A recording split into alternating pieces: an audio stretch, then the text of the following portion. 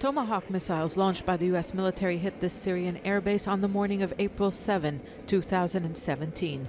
It was the first time the United States directly targeted Syrian government forces since the start of the conflict. The raid was in response to this. President Donald Trump said the Shayrat airbase was used to launch a chemical weapons attack. Over 100 people, among them women and children, were killed in the northern town of Khan Sheikhoun. The base was damaged, but apart from that, the strike didn't weaken the government or its allies, and it didn't prevent further chemical attacks.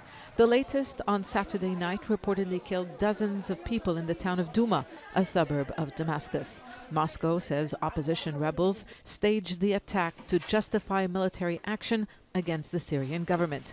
The U.S. disagrees. Trump has promised to retaliate. President Trump will have to carry out a strike, but he has limited options. He cannot cross Russia's red line. They will have to coordinate any strike with the Russians like they did in the attack on the Shayrat airbase. If not, there could be escalation. Some 2,000 U.S. troops are in northeast Syria, and the location of their bases in the Kurdish region are known.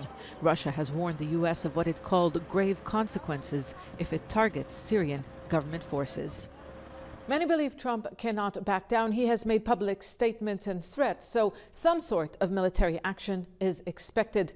But the action is likely to be limited in scale and scope, because if it is a wide operation or if it threatens Syrian President Bashar al-Assad's hold on power, it would risk open confrontation with his backers, Russia and Iran. Syrian government forces and their allies are now on alert. They have reportedly moved out of their bases and evacuated military positions. But Washington is reportedly studying the possibility of a multinational military response. We're clear that those responsible should be held to account. We're, as I say, working urgently with our allies to assess what has happened, but we're also working with our allies on any action that is necessary.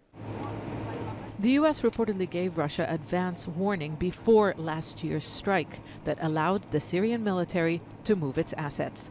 This time around, Trump is warning Russia and Iran that they too can be held accountable. The stakes are high, but few expect the response to be a game changer. Zeina, Khodr, Jazeera, Beirut.